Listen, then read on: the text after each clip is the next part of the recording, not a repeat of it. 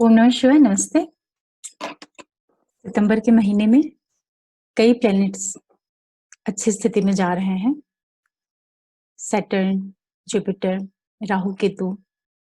जो major planets हैं तीनों ही ये अपनी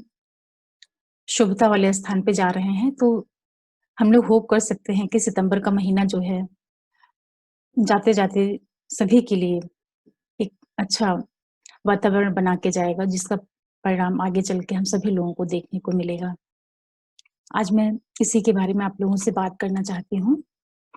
देखिए, अभी तक क्या था कि पिछला 5-6 महीने वाला जो टाइम था, वो बहुत ही तकलीफ भरा समय था सभी के लिए।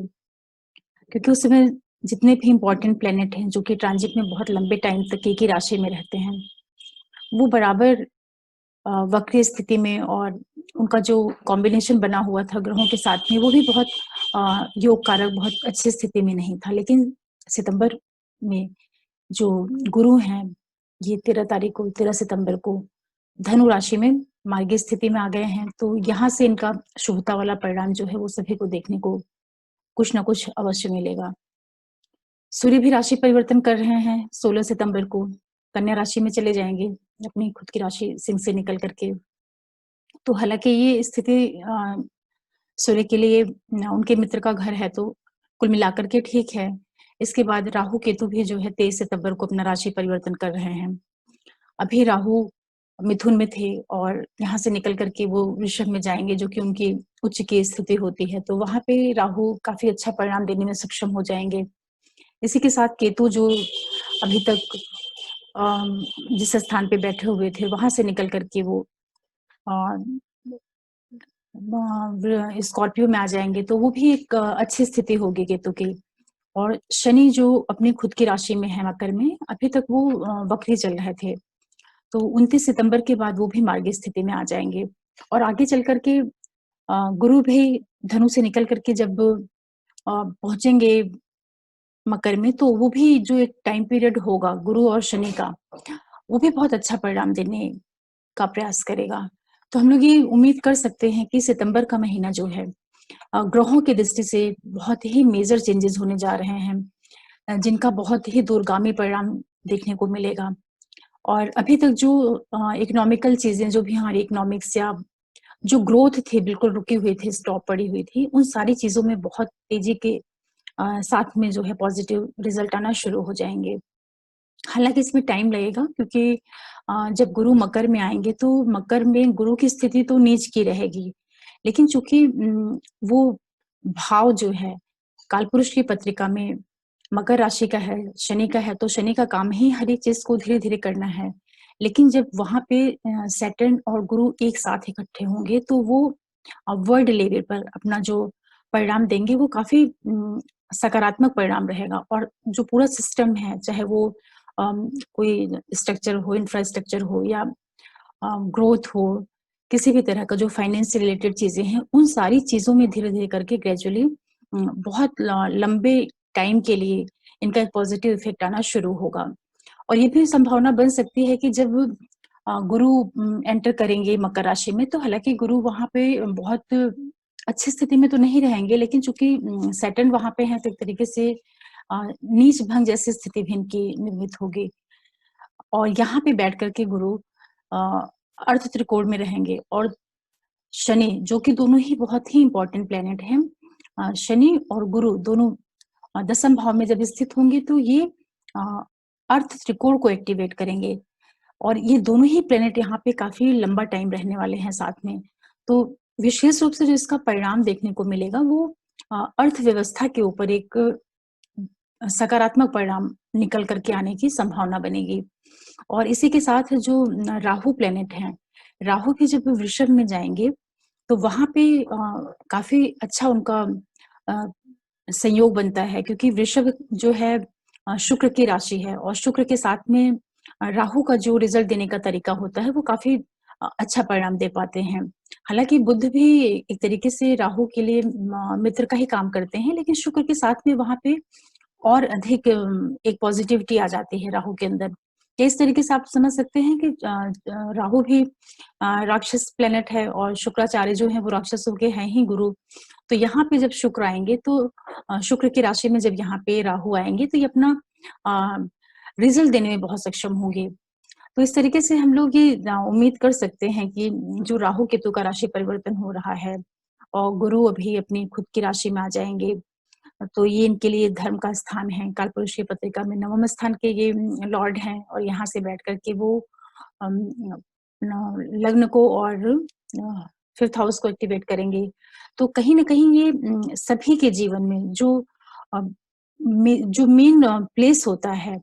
गुरु का, जो गुरु जिन चीज़ों को लेकर के चलते हैं, जो शुभता, जो कारकत्व है गुरु का, वो कम या अधिक सभी की लाइफ में उसका एक पॉजिटिव रिजल्ट लाने का या उसके ऊपर एक सकारात्मक प्रभाव डालने का काम गुरु अवश्य करेंगे। तो हम लोग ये उम्मीद कर सकते हैं कि सितंबर के बाद में जो ग्रहों की स्थिति बनने जा रही है, ये सारी ही चीज़ों को धीरे-धीरे कर के एक बहुत ग्रेजुअली ग्रोथ की ओर जाने को सबको कुछ न कुछ ऐसे संयोग बनेंगे कि सभी की लाइफ में कुछ पॉजिटिव सकारात्मक जो परिणाम है वो आने की संभावना बढ़ जाएगी। हालाँकि इसके लिए भी वही निर्भर करेगा कि जो आपके हॉरोस्कोप में ग्रहों की प्लेसमेंट है उसी के आधार पे परिणाम मिलेगा। लेकिन मोटा-मोटा जो एक ट्रांजिट में जब प्लैनेट बहुत अच्छी स्थिति में आते हैं तो कहीं न कहीं वो गोचर का भी रिज़ल्ट देखने को मिलता है। हमारी बर्थ की पत्रिका उसको बहुत ज़्यादा सपोर्ट ना भी कर रही हो, लेकिन ट्रांज़िट में कोई प्लैनेट जब शुभ स्थिति से होकर के निकलता है, तो उसका थोड़ा बहुत असर देखने को मिलता है। तो आज मेरी इच्छा हुई कि मैं आप लोगों से जो ये मेजर प्लैनेट्स अपना राशि परिवर्तन कर रहे हैं, तो ये किस तरीके से सभी के लिए एक रिज़ल्ट देने का काम करेंगे, उसी के बारे में बात करना चाह रही थी। आगे मैं आप लोगों से शनि और गुरु का जो एक संयोग बनेगा मकर राशि में, उसके बारे में आप लोगों से डिटेल में चर्चा करूँगी। अभी तो मैं संक्षेप में बस ये बताना चाह रही थी कि राहु, केतु, शनि और गुरु जो मेजर प्लैनेट हैं, इनके राशि परिवर्तन से एक क्या अंदाज़ा लगाया जा सकता है कि आने वाला टाइम किस तरीके का रहेगा? सभी की लाइफ के लिए भी और विश्व स्तर पे भी, वर्ल्ड लेवल पर भी ये कुछ न कुछ ये शुभता भरा ही रिज़ल्ट आपको देखने को मिलेगा। हालाँकि शनि जो है बहुत ही स्लो प्लैनेट है, तो जब यहाँ पे गुरु आएँगे शनि मकर राशि जो है वो भी कर्म की ही राशि है और मकर राशि कर्म की राशि होने के कारण यहाँ पे शनि सारी चीज़ों को बहुत अ, धीरे-धीरे करके सब चीज़ों को एस्टेब्लिश करेंगे और जो इनका यहाँ पे बचा हुआ 2 साल का टाइम पीरियड है, ये जब यहाँ से निकल करके और 11th हाउस कुंभ की राशि में जाएँगे, अपनी ही मूल त्रिकोण राशि में जाएँगे, तो ये जो 2 साल के पीरियड में जितने भी काम किए जाएँगे, चाहे वो गवर्नमेंट लेवल पे किए जाएँ या इंडिविजुअली सबके लाइफ में भी जो कर्म होंगे, उनका जो एक उसका जो मनी के रूप में जो उसका रिज़ल्ट मिलता है, वो अगस्त 2022 के बाद सभी को उसमें एक पॉज़िटिव रिज़ल्ट देखने को अवश्य मिलेगा। क्योंकि मकर में शनि बैठ कर के चीज़ों को बनाने का काम करेंगे, एक बेस तैयार करेंगे और गुरु का उनको साथ मिलेगा तो गुरु क्या है कि किसी भी व्यक्ति के अंदर किसी चीज़ को प्लान करना, कैसे किसी चीज़ को प्लान करना है, बहुत ही लार्ज स्केल पे उन चीज़ों को बढ़ाने का काम करते हैं। तो गुरु जब शनि के साथ में आएँगे, भले यहाँ पे गुरु नीच की स्थिति में हैं, इसके बाद भी चूँकि उनको कर्म कारक प्लैनेट के साथ में वो हैं और शनि वहाँ पे उस भाव का राशि लॉर्ड भी है। तो यहाँ पे गुरु नीच के होते हुए भी जो गुरु की क्वालिटीज़ हैं, वो उसका उस उन क्वालिटीज़ का जो सपोर्ट है वो सैटर्न को मिलेगा। तो जो भी प्लानिंग होगी वो बहुत ही लॉन्ग टर्म के लिए होंगी और चीज़ें बहुत सिस्टमैटिकली आगे बढ़ना शुरू होंगी। क्योंकि जो भी चीज़ें होती हैं डेली लाइफ में या एक टाइम पीरियड के अंदर जो चेंजेज़ आते हैं, ये सारे के सारे ही चेंजेज़ कहीं न कहीं ये प्लैनेट्स के थ्रू ही इनका कंट्रोल या इनका रेगुलेशन या जो एक इफ़ेक्ट आता है, प्लैनेट्स ही उसके लिए रिस्पॉन्सिबल होते हैं। हम आप तो यहाँ बैठ कर के सिर्फ़ अपने कर्म को करते हैं, कर्म हम कर सकते हैं। लेकिन फाइनली जो एक माइंडसेट बनता है या जो सपोर्ट मिलना है या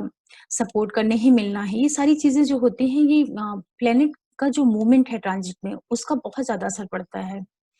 तो मैं तो आप लोगों से यही कहूँगी कि अब ये जो आने वाला टाइम है, गुरु और शनि का आपस में जो एक साथ मकर राशि में मिलना होगा, इस टाइम पीरियड का आप सभी लोग अपने लिए, अपने करियर वाइज़ और बहुत दूर तक की चीज़ों के लिए, चाहे वो आप किसी भी इंडस्ट्री से जुड़े हुए हैं या किसी भी प्रोफ़ेशन में हैं, बिज़नेस में हैं, जॉब में हैं, सर्विस में हैं, कोई भी आपका काम हो, छोटा काम हो, बड़ा काम हो, इससे नहीं मतलब है। आप जो कुछ भी कर रहे हैं, आप उसको बहुत दूर तक प्लान करके और तब आप उसको करिए। तो आप देखेंगे कि 2 साल के बाद जब ये सैटर्न यहाँ से निकल कर के और कुंभ में पहुँचेंगे, तो ये मकर में किया हुआ जितना भी एफर्ट है, ये सारा का सारा ही जो है जाकर के आपको वहाँ पे देखने को मिलेगा। क्योंकि यहाँ गुरु और शनि का जो एक साथ रहना है मकर में, इसी पीरियड में राहु और केतु भी 18 महीने के लिए वृषभ में आ जाएँगे, तो वो भी अर्ध त्रिकोण है। कहने का तात्पर्य ये है कि जो मेन प्लैनेट्स हैं, राहु, केतु, शनि और गुरु, इनका जो ट्रांजिट हो रहा है वो अर्ध त्रिकोण पे हो रहा है। तो जो दूसरा भाव है जहाँ से धन की प्राप्ति होती है, जो छठवां भाव है जो धन को लेकर के चलता है और दसम भाव जो कर्म क्षेत्र का भाव है। जब ये तीनों अर्थ त्रिकोण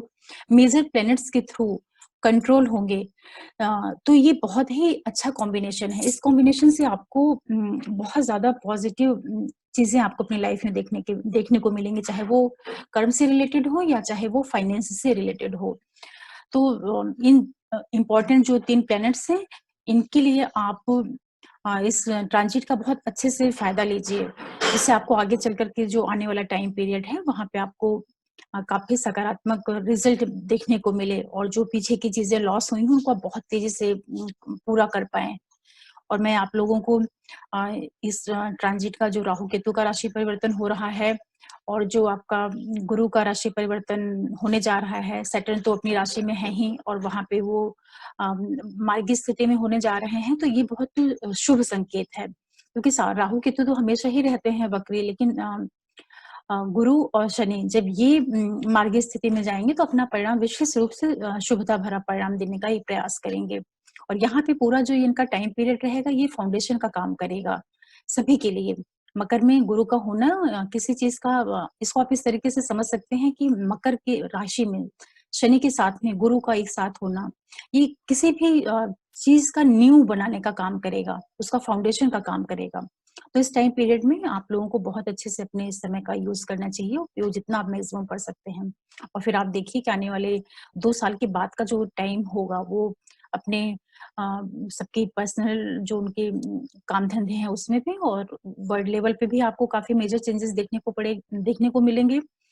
कंट्री वाइज़ भी आपको चीज़ें काफ़ी पॉजिटिव देखने को मिलेंगी और जितनी प्रॉब्लम्स हैं, उनमें कहीं न कहीं कमी आने का काम ज़रूर होगा। और जो भी डिस्ट्रक्शन भी होंगे इस पीरियड में क्योंकि शनि और गुरु का जो कॉम्बिनेशन होता है ये किसी चीज़ को परमानेंटली एक स्ट्रक्चर, एक ढाँचा तैयार करने के लिए होता है। तो इस टाइम पीरियड में जो भी डिस्ट्रक्शन जैसी चीज़ें भी होंगी, चाहे वो वार हो या किसी भी तरह की इस तरह की चीज़ें जो बाहर से देखने में लग सकती हैं कि ये अच्छी नहीं है, वो भी फाइनली एक पॉज़िटिव चीज़ें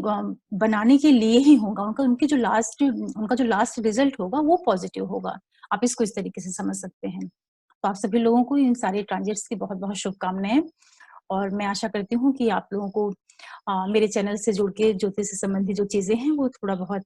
सीखने को, समझने को मिल रहा होगा। आगे मैं फिर आप लोगों के लिए कुछ नए टॉपिक लेके आऊँगी और आप साथ ही आपसे एक रिक्वेस्ट है कि अगर आप लोग पहली बार मेरे चैनल को देख रहे हैं, तो आप प्लीज़ इसको सब्सक्राइब करें, लाइक करें, शेयर करें और बेल आइकन ज़रूर प्रेस करके रखें, जिससे कोई भी मैं नया वीडियो डालूँ, तो आप लोगों को तक नोटिफ़िकेशन पहुँचे। आगे मैं फिर आप लोगों के लिए कुछ नया लेके आऊँगी। तब तक के लिए ओम नमः शिवाय, नमस्ते।